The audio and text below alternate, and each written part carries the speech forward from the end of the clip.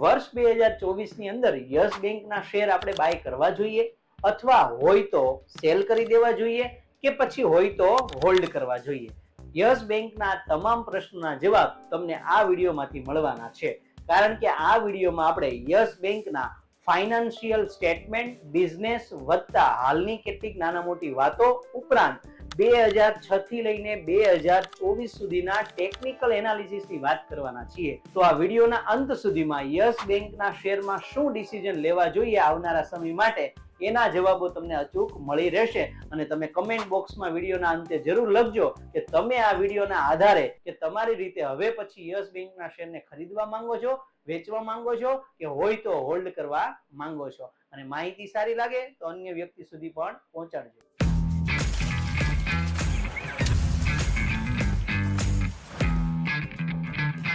નમસ્કાર મિત્રો, હું છું Bhavesh Kundaliya. Stocks hub YouTube ચેનલની અંદર આપ સૌનું હાર્દિક સ્વાગત છે. આ યુટ્યુબ ચેનલને જો હજુ સુધી તમે સબસ્ક્રાઇબ ન કરી હોય તો સબસ્ક્રાઇબ કરી લેજો અને એમની બાજુમાં નોટિફિકેશન બેલ આઇકન બટન છે તેમને ઓન કરી દેજો, જેથી કોઈ પણ નવી માહિતી અપલોડ થાય તો તમને નોટિફિકેશન દ્વારા પહેલા એમની માહિતી પ્રાપ્ત થઈ જાય. યસ બેંક આમ જુઓ તો ભારતની પ્રાઇવેટ સેક્ટર બેંકોમાંની ટોપ બેંકોમાંની એક બેંક છે, પણ વચ્ચે એટલા ઉતાર ચઢાવ આવેલા છે, એમની છેલ્લા 15-20 વર્ષની હિસ્ટ્રી એવી રસપ્રદ છે કે જાણવાથી એના શેર પ્રાઇસમાં 10 રૂપિયાથી લઈને 400 રૂપિયા સુધી ને 400 રૂપિયાથી લઈને 10 રૂપિયા સુધીની મૂવમેન્ટો આ એના 15-20 વર્ષના આઈપીઓ પછીના સમયમાં શેર બજારની અંદર આવી છે. તો આવું શા માટે રહ્યું એની શરૂઆત આપણે 2005 ની અંદર જુલાઈ મહિનામાં આવેલા આઈપીઓ થી કરીએ. આપણે અહીંયા બે બાબતો ડિસ્કસ કરવાના છીએ: ફંડામેન્ટલી બિઝનેસ મોડલને રિલેટેડ વાતો પ્લસ ચાર્ટની અંદર ટેકનિકલ એનાલિસિસનો પણ અભ્યાસ આપણે યસ બેંકના શેર વિશે કરીશું, જેથી તમને કોઈ મનમાં આ શેર અને આ કંપની વિશે પ્રશ્નો હોય તો એ પ્રશ્નોનું હલ, સમાધાન આ વિડીયોમાંથી મળી રહે. ચાલો તો શરૂઆત કરીએ. આપણે પહેલો 10 થી 12 વર્ષનો સારામાં સારો યસ બેંકના કંપની અને એના શેર માટેનો સમય.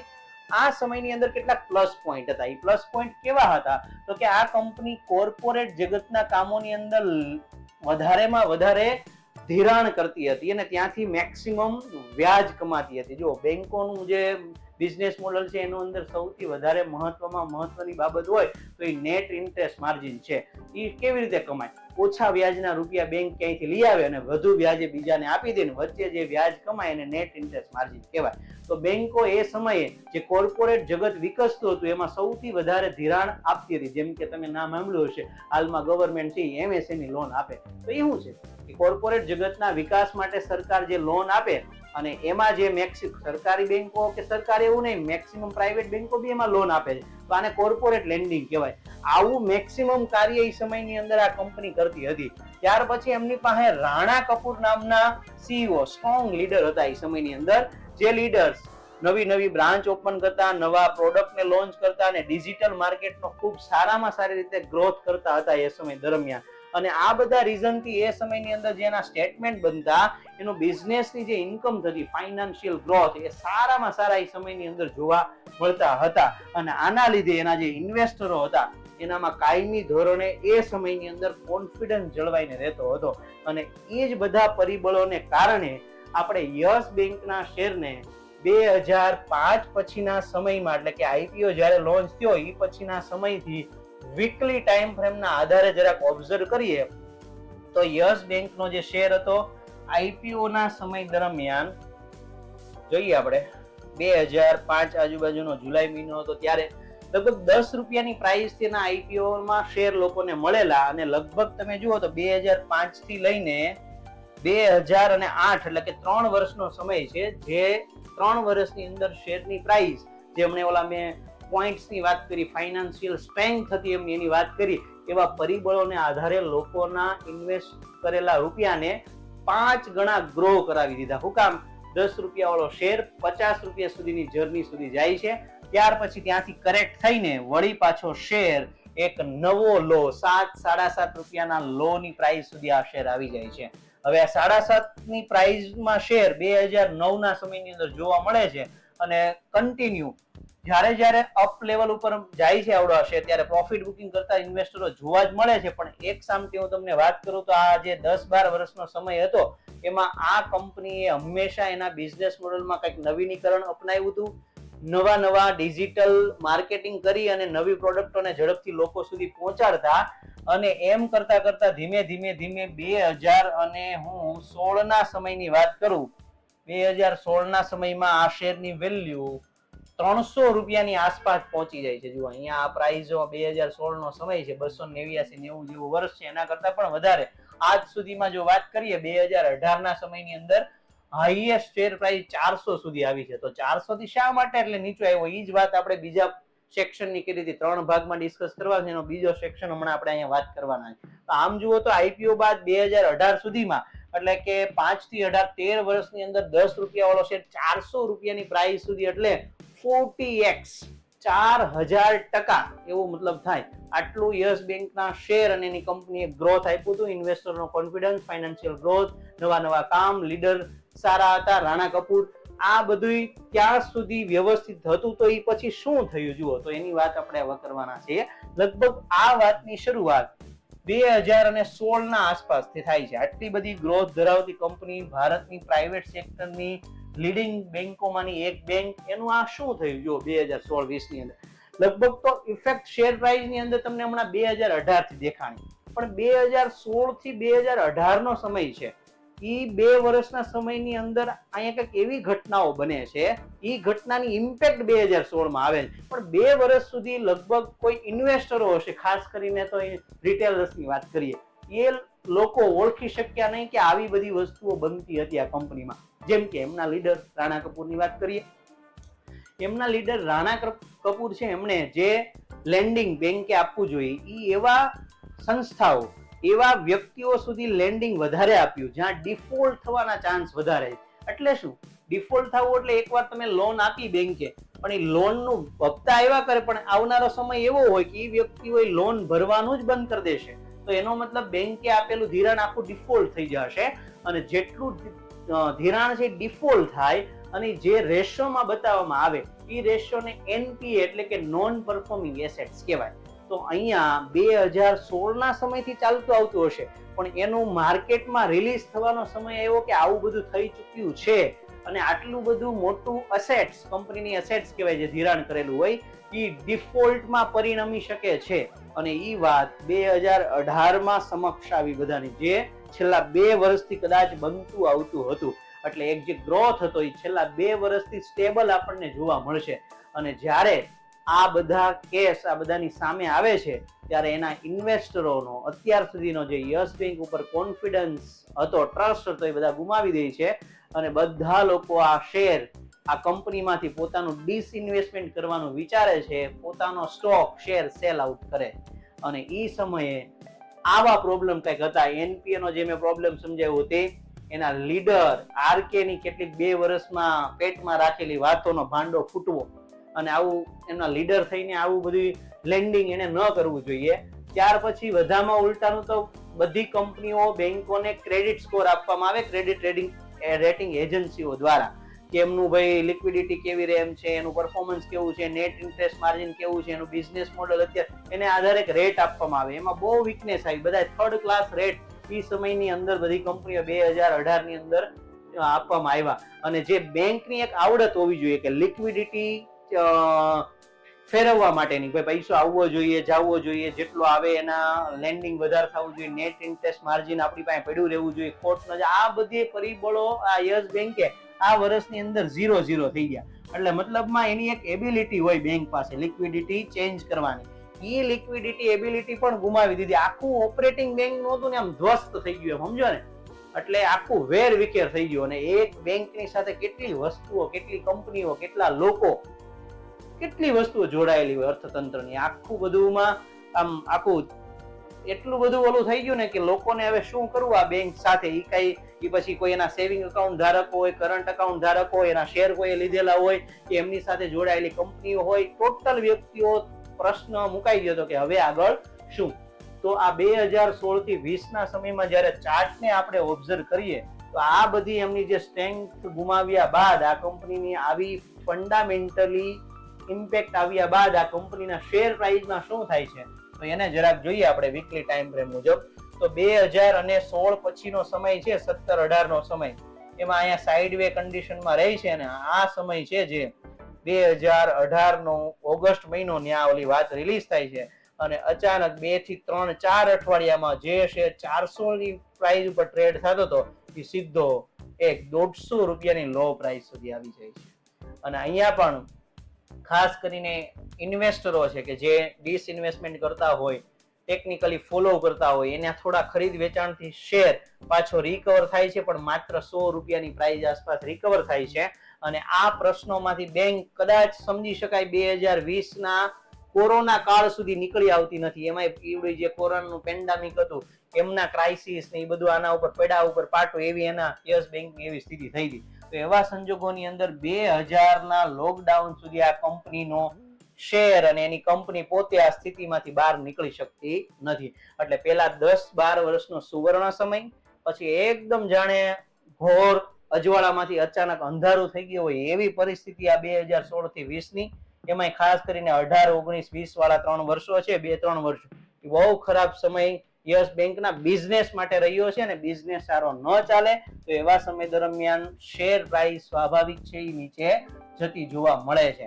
અને ત્યાર પછી 2020 થી લઈને 24 ના સમયની અંદર કંઈક આવા ચેન્જીસ આવ્યા છે.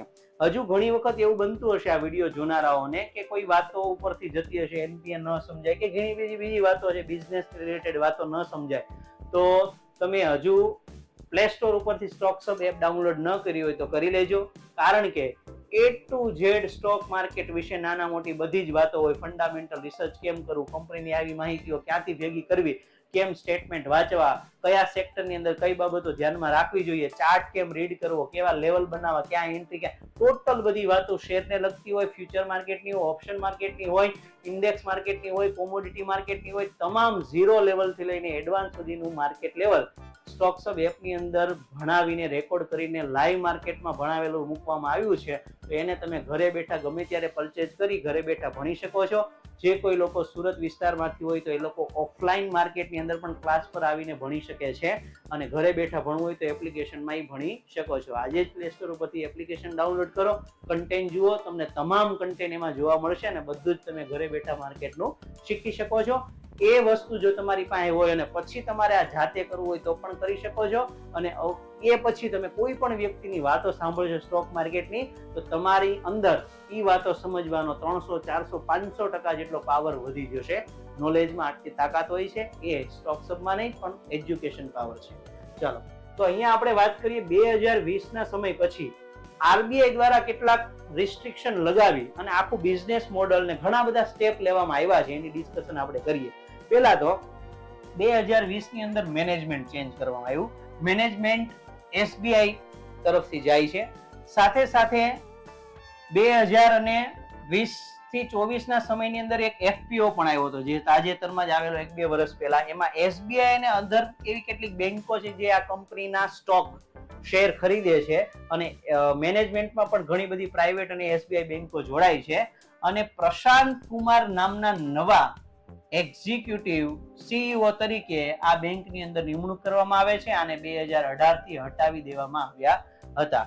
અને આખી કંપનીના સેવિંગ અકાઉન્ટ, કરંટ અકાઉન્ટ કે લોન કે કોઈ પણ રિલેટેડ જે પણ નોર્મ્સ હતા એ અન્ય બેંકો કરતા અલગથી રીકન્સ્ટ્રક્ટ કરવામાં આવ્યા. અને કેટલાક કાયમી ધોરણે અમુક વર્ષો સુધી લોકોને અલગ બેંકો કરતા થોડા પ્રેશરાઇઝ નિયમોમાં રાખી ભંડોળ કમસે કમ બેંક પાસે વધારેમાં વધારે રહે એવા પ્રયત્નો કરવામાં આવ્યા. કોના દ્વારા? ખાસ તો એની અંદર ફોકસમાં છે આરબીઆઈ. એણે એવું વિચાર્યું જો આ એક બેંક આખી ડિફોલ્ટ થાય તો કેટલી હાનિ દેશ, સમાજ, વ્યક્તિઓ, કંપનીઓને પહોંચે છે. આવું ન થાય એના માટે એને આ બધા સ્ટેપ લીધા હતા. નવા મેનેજમેન્ટમાં બેસાડવા, નવા લીડર મૂકવા, આખા નવું રિકન્સ્ટ્રક્શન કરવું, નવેસરથી આ જે બેંક છે ધીમે ધીમે પાછી ગ્રોથમાં આવે એવા પ્રયત્ન રિઝર્વ બેંક ઓફ ઇન્ડિયા દ્વારા કરવામાં આવ્યા. અને 2020 થી 24 સુધીના વર્ષમાં આ વાતો ક્યાંક ને ક્યાંક સાચી પડી છે એવું તમે હવે હમણાં જોઈ શકો છો. જુઓ, કારણ કે હાલમાં બિઝનેસ મોડલ ક્યાં સુધી સારું પહોંચ્યું છે તો કે જેટલા પણ પ્રશ્નો અહીંયા ક્રિએટ થયા હતા, જેમ કે લીડર સારા નહોતા, હતા સારા પણ એ કન્વર્ટ થઈ ગયા એ રીતે કે જેને તમે આમ જોવો ને તો ઇન્વેસ્ટરો સાથે છેતરપિંડી કરી એમ કહો તો કઈ ખોટું નથી. તો આવી બધી વસ્તુઓમાં થી બહાર આવી બેંક. ત્યાર પછી સ્ટ્રોંગ લીડર મળ્યા, અધર બેંકો સાથે જોડાય. એનપીએ ના જે રેશિયો હતા કે નોન પરફોર્મિંગ એસેટ્સ એટલે ડિફોલ્ટ જાહેર કરવાના આંકડાઓ જે વધારે આવ્યા હતા એ એકદમ પાછા લો લેવલ ઉપર સુધી હાલના ફાઇનાન્શિયલ માર્કેટમાં એના બિઝનેસ ના હિસાબો જુઓ તો એ તમને બહુ ઓછા થઈ ગયા જોવા મળે છે. રિટેલ બેન્કિંગ ઉપર ફોકસ વધાર્યું ને અંતે કંપની જે ગ્રોથ વાળી કંપની, પ્રોફિટ મેકિંગ કંપની હતી, જ્યાં ધ્વસ્ત થઈ ગઈ એ ધીમે ધીમે પ્રોફિટ કરતી કંપનીઓમાં પરિણમતી દેખાય છે છેલ્લા 1-2 વર્ષથી. તો અહીંયા ધીમે ધીમે કંપની હજી લાવી છે એવી કંપની બની છે એમ તો ન કહી શકાય, પરંતુ તે ઈ તરફ ધીમે ધીમે આગળ વધી રહી છે એમ જરૂર તમે એને કહી શકો છો. તો હવે આવું કંઈક એનું ફાઇનાન્શિયલ છે અને એમની કંઈક હિસ્ટ્રી છે, પરંતુ એની સાથે આપણે લાસ્ટમાં જે 2020 પછી જે નિર્ણયો લેવાયા એ પછી જે શેર પ્રાઇસની અંદર મુવમેન્ટ આવી એની આપણે વાત કરીએ તો 2020 ના સમયની અંદર શેરની પ્રાઇસ યાદ રાખજો, 10 વાળો શેર જે 50 રૂપિયા જે આવ્યો ત્યારે કરેક્ટ થઈને ડાઉન આવીને 7-7.5 રૂપિયાની પ્રાઇસ ઉપર આવ્યો હતો. એ પ્રાઇસ થી અહીંયા તમને રિવર્સ થતો જોવા મળે છે 6-7 રૂપિયાની પ્રાઇસ થી, અને એ શેર તમને અગેન અહીંયા 60 રૂપિયા સુધી જતો જોવા મળે છે. તો હવે પછીની જર્ની એ જે નવી શરૂઆત છે, નવા જે હમણાં આપણે બાબતો જોઈ પછીના સમયની છે, અને 2020 પછી સ્ટોકની પ્રાઇસ આમ જુઓ તો કોઈ એક સીમાઓની અંદર આમ ફસાયેલી છે. તો ઈ પ્રાઇસ ની વાત કરીએ તો નીચે એક પ્રાઇસ છે આપણી 10 રૂપિયા આસપાસની પ્રાઇસ આઈપીઓ સમયની, અને ઉપર હાઈએસ્ટ રેન્જ છે ઈ પ્રાઇસ ની વાત કરીએ તો ઈ પ્રાઇસ છે 30 થી 32 રૂપિયાની પ્રાઇસ. તો હવે આવનારા સમયની અંદર તમે આ પ્રાઇઝોને ધ્યાનમાં રાખી નવો વિચાર કરી શકો છો, અને જો લોકો લાંબા ગાળે રોકાણ કરવા માંગે છે તો કંઈક ફાઇનાન્શિયલ બાબતો આપણે એમની જોઈ, બિઝનેસની હાલની વાતો જોઈ, હાલમાં કંઈક બિઝનેસ એ રીતે ધીમે ધીમે આગળ વધી રહ્યો છે. કોઈ પણ ધંધાને જ્યારે ખરાબ પરિસ્થિતિમાં આવે ત્યારે સેટ થતા વળી પાછો સમય લાગી શકે છે, પરંતુ 2016 થી 20 ના જે ડિજિટ્સ હતા એને કમ્પેર તમે નવા સમય સાથે કરો તો એ નવો સમય જે છે એટલે કે આ પ્રાઇસ વચ્ચેનો સમય યસ બેંક માટે સારો સમય છે. પરંતુ રહી વાત કઈ પ્રાઇસ ઉપર ઇન્વેસ્ટમેન્ટ કરો એ ટેકનિકલી તમે કોઈ પણ ટાઈમ ફ્રેમ દ્વારા સારામાં સારી રીતે અહીંયા ઓળખી શકો છો. હાલના સમયમાં એ લાસ્ટ પ્રાઇસ આપણે ડિસ્કસ કરીએ તો 15 રૂપિયાની આસપાસ પ્રાઇસ, અને એમની નીચે આપણે 10 રૂપિયાની પ્રાઇસ એ આના માટે રિમાર્કેબલ પ્રાઇસ રહી શકે છે, ઇન્વેસ્ટેબલ પ્રાઇસ રહી શકે છે.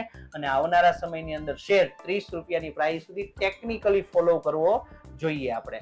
તો હવે આ વિડીયોમાં જે પણ આપણે ફંડામેન્ટલી બિઝનેસને લગતી, હિસ્ટ્રીને લગતી ને ટેકનિકલી જે પણ વાતો આપણે સમજાવી એ વાતોને આધારે તમે યસ બેંકને બાય કરવા માંગો છો કે નહીં, કઈ પ્રાઇસ થી બાય કરવા માંગો છો, હોય તો હોલ્ડ રાખશો કે નહીં, કે સેલ કરી દેશો, આ કોઈ પણ જવાબ તમને તમારા માઇન્ડમાં હાઇલાઇટ થતો હોય તો કમેન્ટ બોક્સની અંદર તમે જરૂર લખજો. આ માહિતી સારી લાગી હોય તો અન્ય લોકો સુધી પહોંચાડજો, અને આપણી ચેનલને સ્ટોક્સ હબને હજી પણ તમે સબસ્ક્રાઇબ ન કરી હોય તો કરી લેજો, નોટિફિકેશન બટન પણ ઓન કરી દેજો. સ્ટોક્સ હબ છે અલગ અલગ વેની અંદર તમારા સુધી પહોંચવાનો પ્રયત્ન કરે છે, એક યુટ્યુબના માધ્યમથી, બીજું ઇન્સ્ટાગ્રામ માધ્યમથી. ઇન્સ્ટાગ્રામની આપણી આઈડી છે સ્ટોક્સ હબ ઓફિશિયલ, તો એના પણ ફોલો કરી શકો છો, જેમાં આપણી સાથે 1 લાખ કરતા વધુ રોકાણકારો જોડાયેલા છે.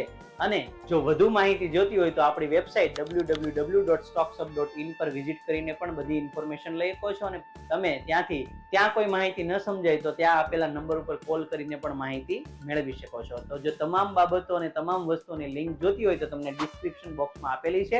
તમારી પાસે ડીમેટ એકાઉન્ટ ન હોય ને ઓપન કરવું હોય તો ત્યાં પણ તમને લિંક આપેલી છે. તો વધુને વધુ માધ્યમથી સ્ટોક્સ હબ સાથે જોડાઈને રહો અને સ્ટોક માર્કેટની જર્નીમાં અમારી સાથે આગળ વધો. મળીએ પછી નવા વિડીયો, નવા કન્ટેન્ટ સાથે. Thank you.